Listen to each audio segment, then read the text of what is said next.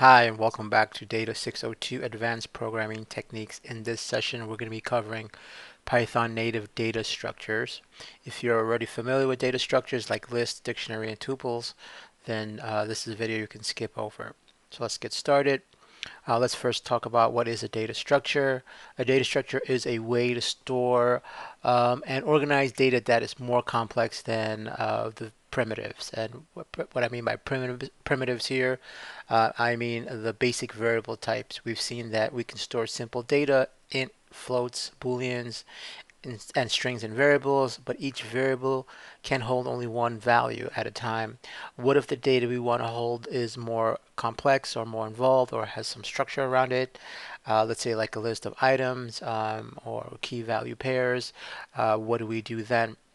And the other question that might be on your mind is why? Why do we need it? Why aren't variables enough? And let's take a look at why variables are not going to be enough. So let's say I have a Python script that I'm creating, and I want to keep track of a set of cars that I have, let's say in my script. And what I want to do is I'm going to store five of them. I have five different cars or manufacturers, and let's say I have a variable called cars or car, and I want to store the first car, and I might create a variable called car1 and give it a string, and I'll just call it Toyota. And there you go. I have one variable. Let's say I now want to store another car. And so what I have to do is create another variable. I might call it car2 and store it. And I'll just say I call it Tesla and put that in here. And as we saw in the core Python video, I can continue to create as many variables as I want. Now, since I know that I want to store five cars, I can say car3 and I can put in uh, different makers and I can go on. Let's just put on car4 and let's just say Jeep and say car5 equals, let's say Chrysler, and I'm done. And I'm now all of a sudden I can say, hey, wait a minute, why do I need an advanced data structure? I can just pour stuff into a bunch of different variables and I'm good to go. And if I need to use them, let's say I need to print them out, I can just print them out like this and they're good to go. Yes, you can do that. However, there are some problems with this. One of the problems is that if I want to create additional variables during runtime, that's going to be impossible. What that means is while the script is running, let's say I'm running this very large program that has a menu and the program just keeps running, and the user wants to store six cars, not five, right? You're storing five in here, but they want to store six. Or they want to change one. They want to change car five to something else. Or they want to change car six to something else.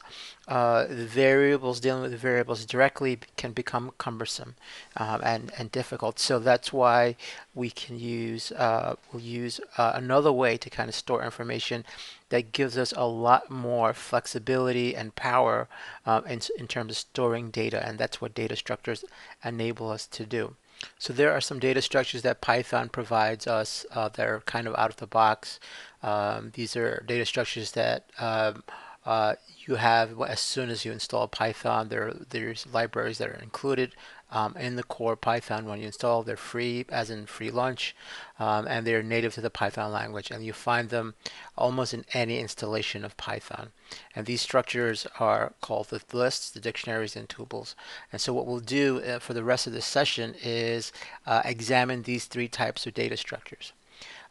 From these, we can construct larger and more complex data types if we wanted to. We'll see later in the course other data types like ND-array, which is part of the NumPy Python library, and data frames in the pandas library, which are data structures that are very useful in data science. However, these data structures here that are native to Python are kind of like the building blocks for a lot of other data structures that you'll find in different libraries. Data structures help us grapple with complex data, giving us an easy to use interface or a facade or a conceptual motif for us to work with. So the conceptual motif here for lists is the notion of a list. Dictionaries are key value pairs, and tuples are immutable lists. And we'll go over each one next.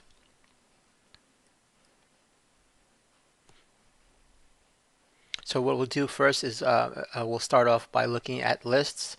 We'll look at lists on Spider. If you have your Spider IDE up and running, you may want to follow along with this tutorial. So coming back to the Spider IDE, what we see here is I'm going to be covering three different data types, the native data types. The first will be lists, second will be dictionaries, and the third will be tuples. So let's start off with lists first.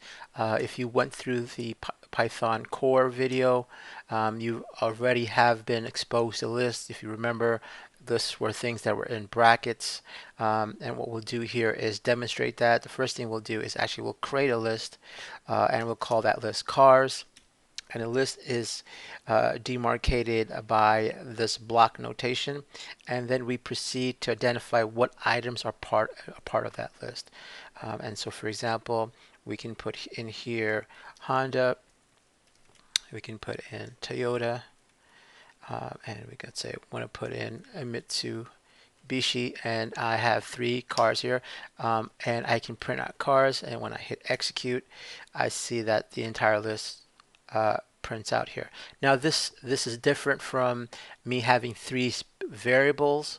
I can now just deal with one variable here called cars and get access to each one of these items, right? That's one of the advantages of dealing with data structures like lists.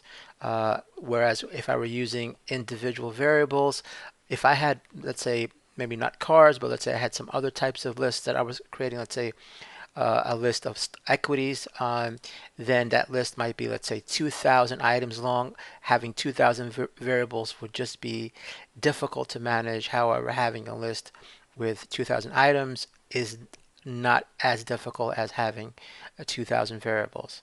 And in fact, it's a lot more easier than you think. There's ways to add to the list quite quickly in an automated fashion, and we'll go over that in future videos. However, this should be clear that, hey, I can now represent at least three items with one variable, and that in itself is giving us some level of convenience and power. Now, the fact that I can print the entire list is great. I can also print, and we're going to dig into what lists can do. I can also print individual items from the list. Let's say I have a list here.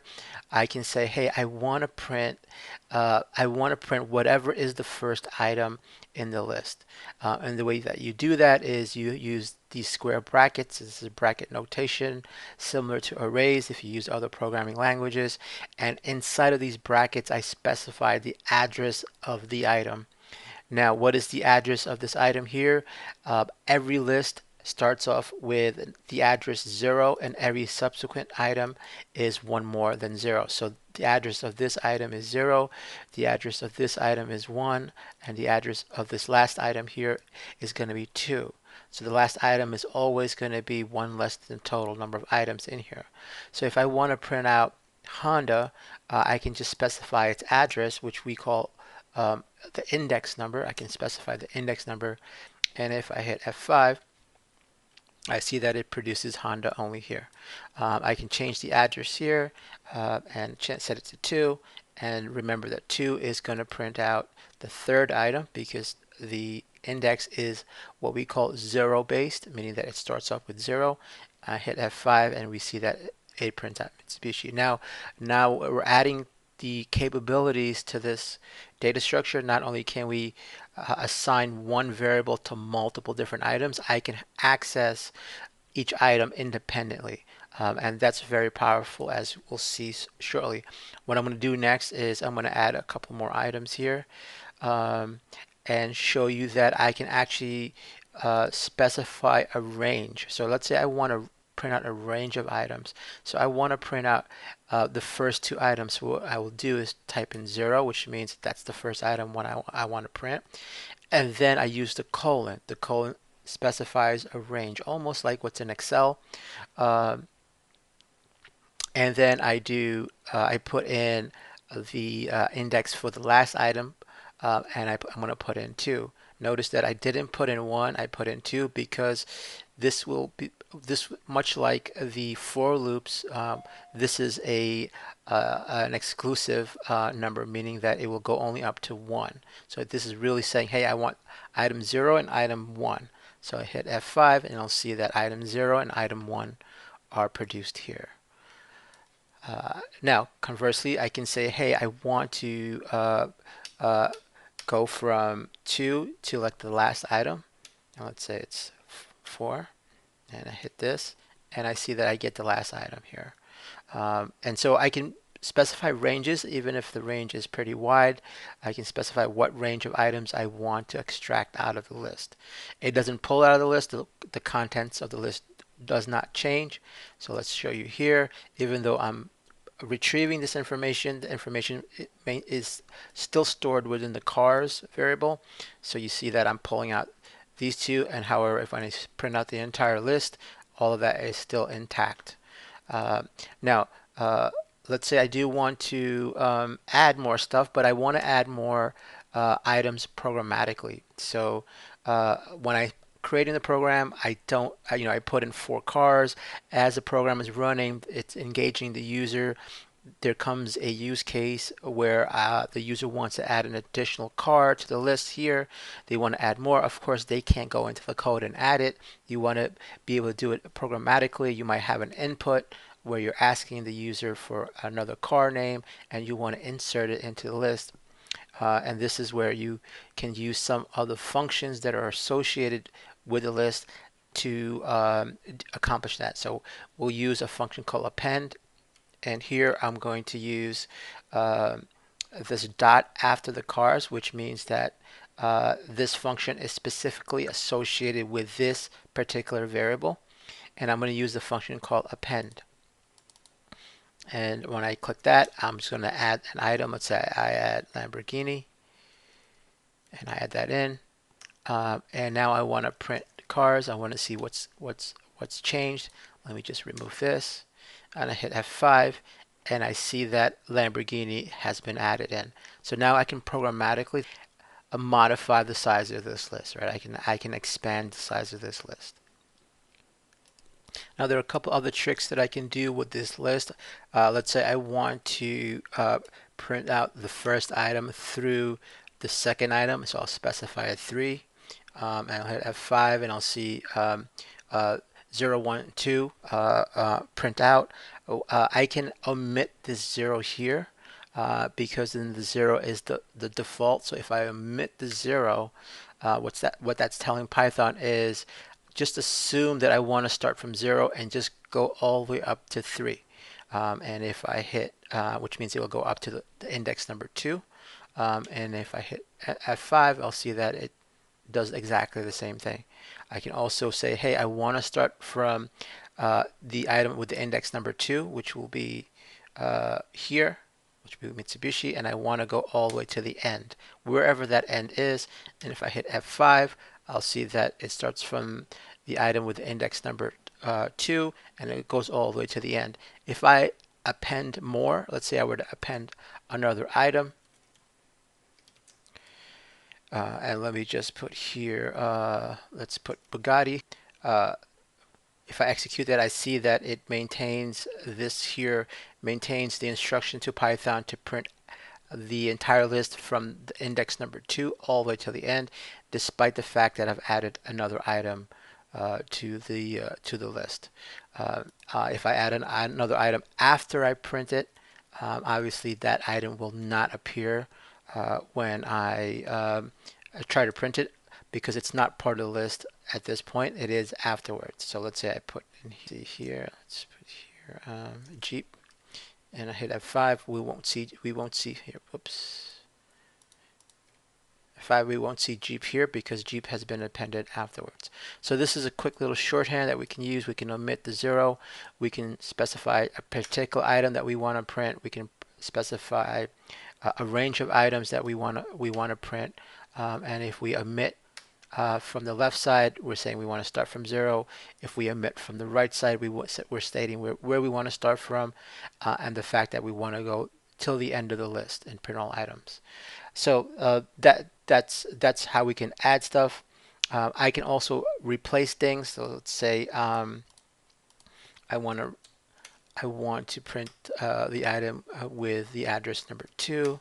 That's going to be Mitsubishi. However, I want to replace Mitsubishi. So I can say, hey, with the cars list, item number 2, I want it to equal to, let's just say Volkswagen, right? And I'm going to change it to that.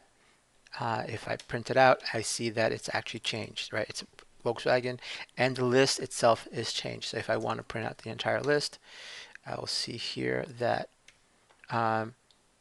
here the Mitsubishi is not there anymore, and it's been replaced by Volkswagen. So I can now pick off each item, any of the items, and replace them if need be, right? So this is useful for updating. Let's say you have some data here. Let's say you have a stock quote here, a price here, and you need to update it. This is how you can update it. So you have some time series data, you have a list of prices, and you can update it. So that's if I want to change individual items. If I want to remove an item, I use this command called del. Now this is not a function that's part of the list, but it's outside of the list. I use del, and I specify the item that I want to remove. Let's say I want to remove Honda, and I do this, and then I print out cars. I'll see that that the Honda is gone and has been removed. So by specifying del and the item number, it's been removed. I can always put it back in.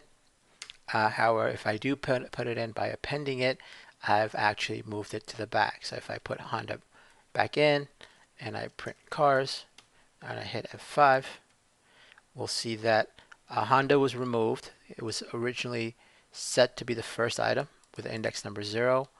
2 other items were added. We deleted whatever was item number 0, which in this case was Honda. We print the cars list. Honda now is missing. And then we append Honda. It goes to the back of the list.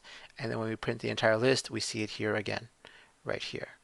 Right. And so this shows that I have the ability to manipulate and modify the list as I need to. Now this allows me to, this command here allows me to delete items by index number. What if I wanted to delete something by the name or the item itself? Let's say I know what the item, the content is, and I want to delete it. By that, I can use the remove function that belongs to the list. So let's say I want to remove Honda, and I don't know what index number it's at. So I can just say, hey, cars, remove whatever equals to Honda, right? If there's a Honda in there, let's just remove it. And then when I print cars, I'll see that the Honda is gone. I can also do something like this. Let's just say Tesla. The Honda's back and the Tesla's gone. Right. So the first way using del is to when you're identifying an item by index number. The second way here with cars that remove, the difference is I'm not using the index number. I'm just specifying the actual item that I want removed. Now I can also do something like this. I can clear out the list. Let's say I just want to start from scratch. What I'll do here is say cars.clear. That just empties the entire list out. It just makes it an empty list. And then if I'm appending to an empty list. This will fail because Tesla's not there. Let's take that out for now. And let's just look at this. And if I run it, I'm going to see that the list only has Lamborghini and Bugatti. That's because this list, when it's created, the very next line, it's actually cleared out. 2 more items are added. Note that the list still exists despite the fact there are no items in it. So the list is still a variable, despite the fact that it's been emptied. 2 more items are added, and when we print it, we only see those 2 items. There are a couple more functions that we can use that help us with lists. Another one is called reverse. Reverse just reverses the order of the list.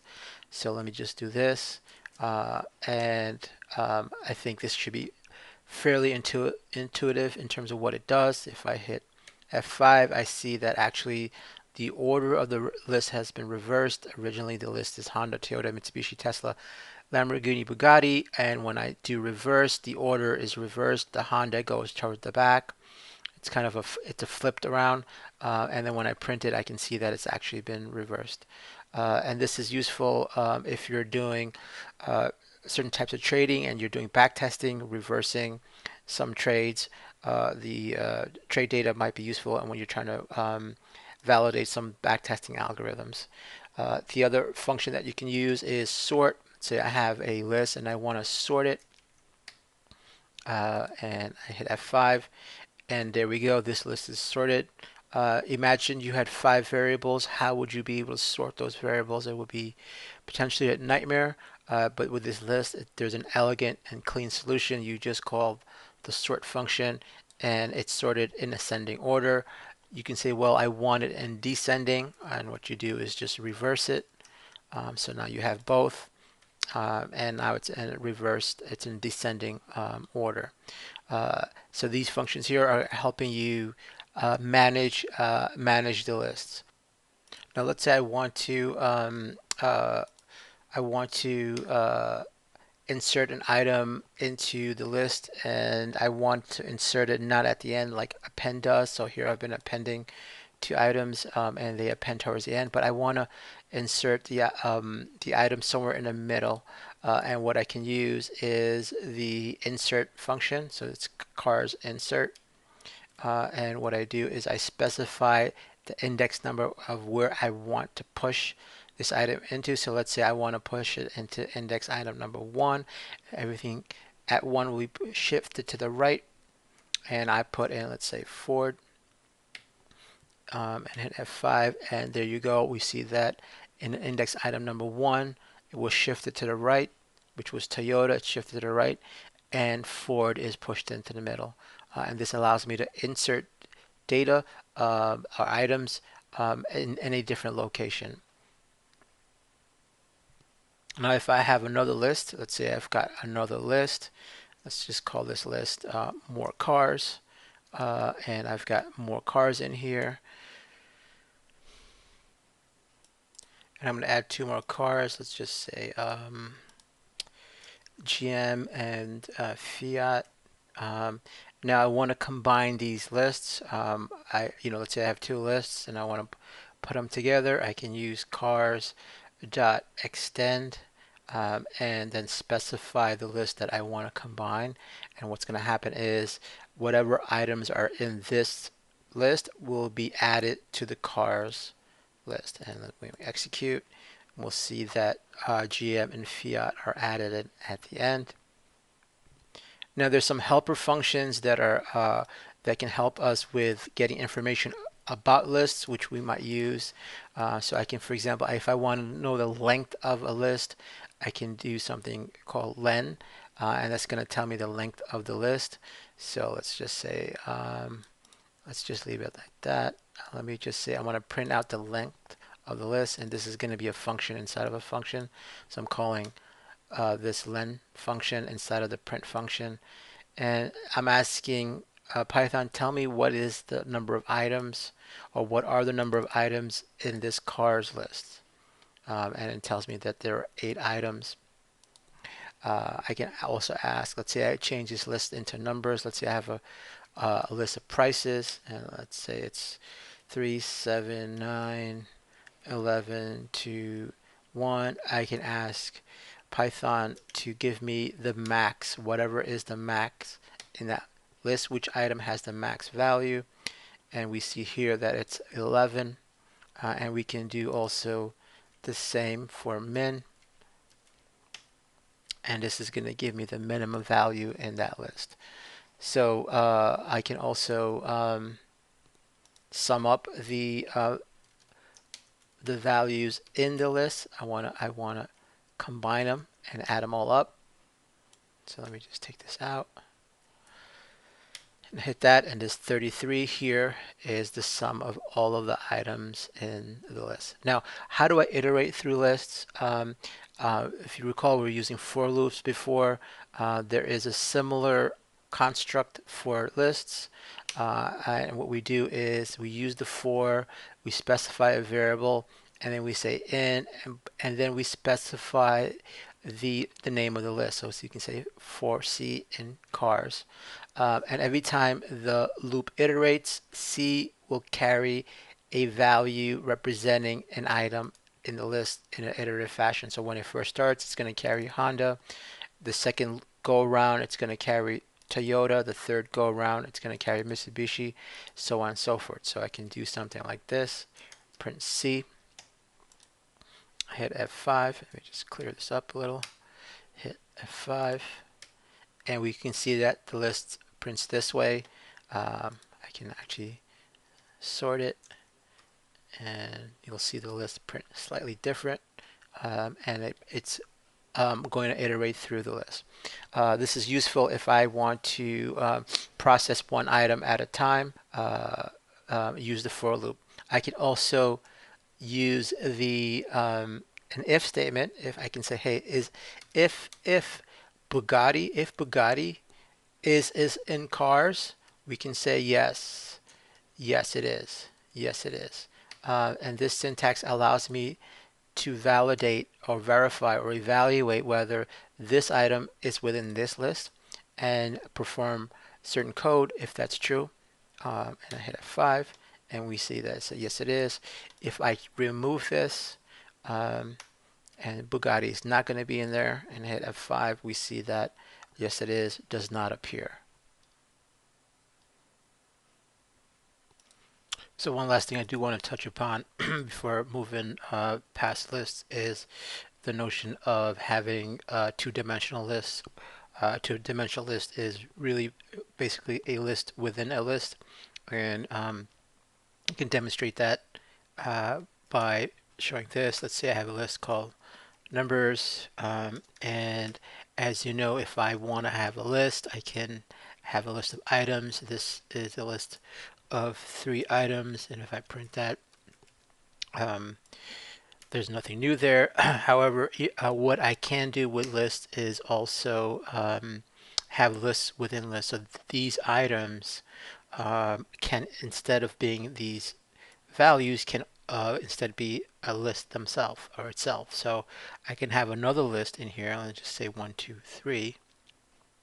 So the first item in the numbers list, the first item in the numbers list is this other list. And I'm going to put in another list here and just say 4, 5, 6. And here let's just say 10, 12, 14. Now I have a list that is contains 3 lists, and this is called a two-dimensional list. So if I print it out, I'm going to see this. Now what's going to happen if I want to print the first item? I want to only retrieve the first item from the numbers list. If I do so, I hit F5, I'm going to see that I actually get the first list. And what if I want to retrieve this number here? What I'll use is another bracket, and I'll say that I want this item, which is 0, and then from within here I want the item with the address 1, which is 2 here. So I hit F5 and there's 2. If I change this to 2, it's going to come out to 3. If I change this to 2, that's going to be this list here, right? And that's going to be the last number. That's going to be 14. And we see that it produces 14. So this is called a two-dimensional list. I can have lists of lists. And there is no reason why a list needs to have the same data type. I can have something like this. I can have 1, hello, let's say 3.14159, bye. And I can still use this list even though it's a mixed set of data types. And there you go. If I want to iterate through it, I can do so, and it'll iterate through it just fine. Oops, print, sorry, 4. and it'll iterate through it just fine.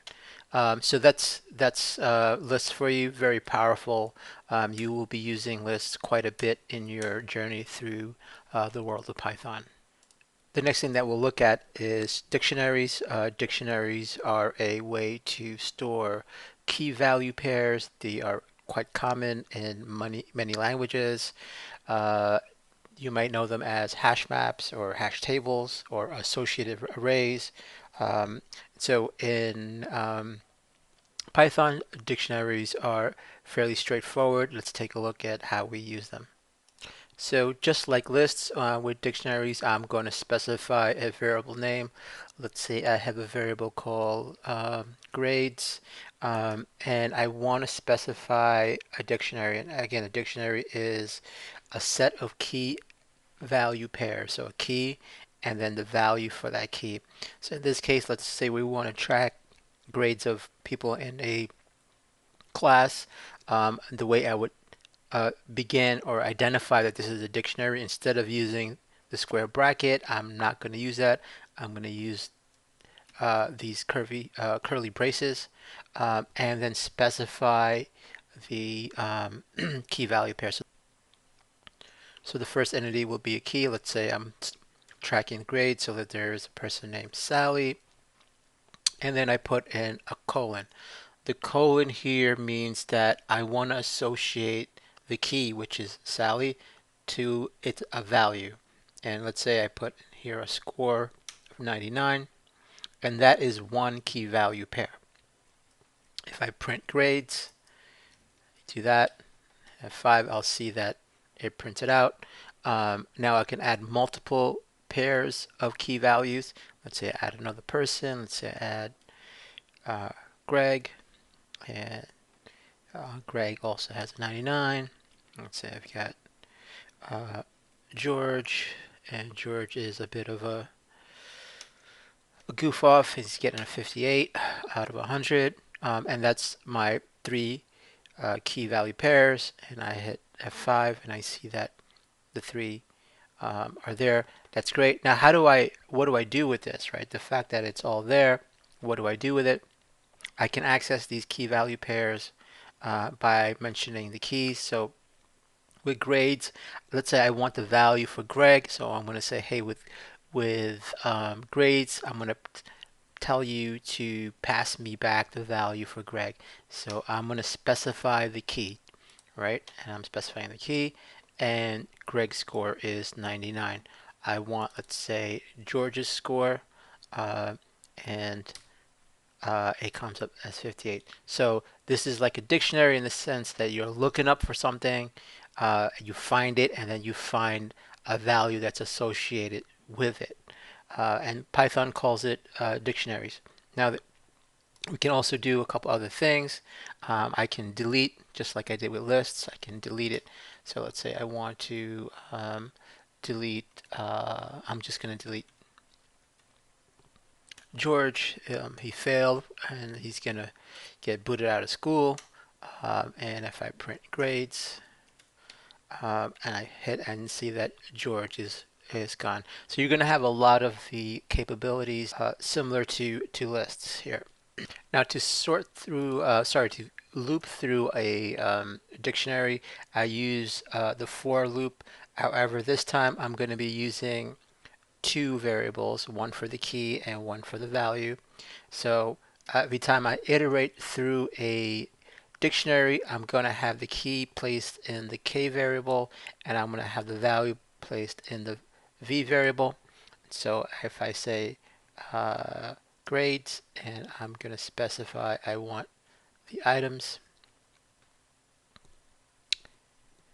and then I can do something like this, and hit F5, and I see that I can print this out and do something like this. Just remove this here. And I see all three printing out here. So I can iterate through. If I want just the values, I can just print out the values. If I just want the keys, I can do something like that. Now this is useful for looking up information. Hash maps and associative arrays are used quite often, and you will be using Dictionaries, probably not as much as lists, but definitely something you need to know. The next thing we'll look at is tuples. Tuples are similar to lists, except that they are immutable. What that means is once they're defined, it can't be changed. Now, why would you need something like that? And The way that Python works and a lot of programming languages work, when you are setting up a list, you're defining a list. Let's say a list of cars, like we did earlier. What Python does underneath is manages the memory for that. So it would allocate space for that list, and it will allocate extra space um, beyond the items that you've identified to be part of that list. It allocates extra space because it wants to be able to quick enough to add items if you so choose to add items or append items or extend the item. It can do it so rapidly. The downside of that is that it uses extra memory because there is a possibility that you might not do anything more with that list. Um, and so tuples, you can think of it as a more memory efficient way of working with lists, and we're going to do one very quickly. Just going to say cars again. And with tuples, you're not going to use the square bracket or the curly brackets. You're going to use parentheses, and you're going to specify uh, uh, the items in the tuple. And let's say I put this here, and I've got this here. Now I can do kind of the same things that I could do with the list. I'm going to print the cars out. Let me just eliminate this here. And you get that. If I want to print out a particular item, I can do so, and that's going to give me that. What I can't do,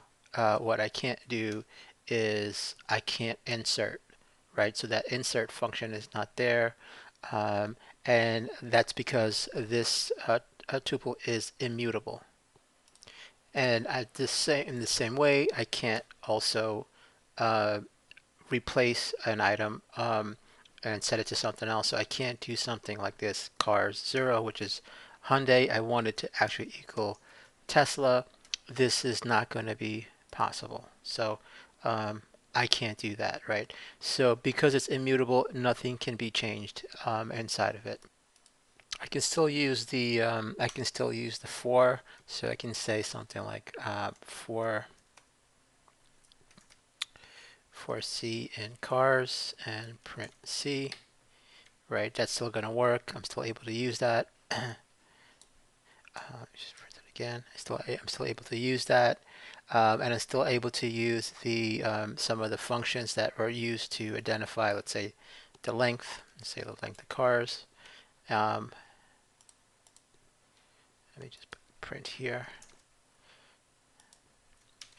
I'm still able to do that, and that's untagged. So tuples are kind of like a list, except that you can't really modify it once you've set it. It's kind of set in stone. It's more memory efficient. Um, I don't see a lot of use in tuples for this course, but you may find a way to use it for something that's fairly static. So in review, we've covered 3 of the main native data structures in Python: lists, dictionaries, and tuples. We're going to be using a lot of data structures in this course. The more advanced data structures that we're going to be using are going to be coming from libraries that we have not yet explored, namely the NumPy library, which we'll cover in a couple weeks, and the Pandas library. In the NumPy library, there is an ND array data structure that we can use that is a fairly advanced, and we'll see that it has a lot more capabilities than lists do. And the Pandas library has a data structure called data frame, which is fantastic to use for things that are index based. It's almost like working with database tables. And so there is an enormous amount of power and built-in functionality that these advanced data structures provide us, and so we'll be covering that in the coming weeks. However, this should have given you a clear overview around what data structures can do, and how and why we need to get away from using variables like car1 and car2 and car3 and car 500.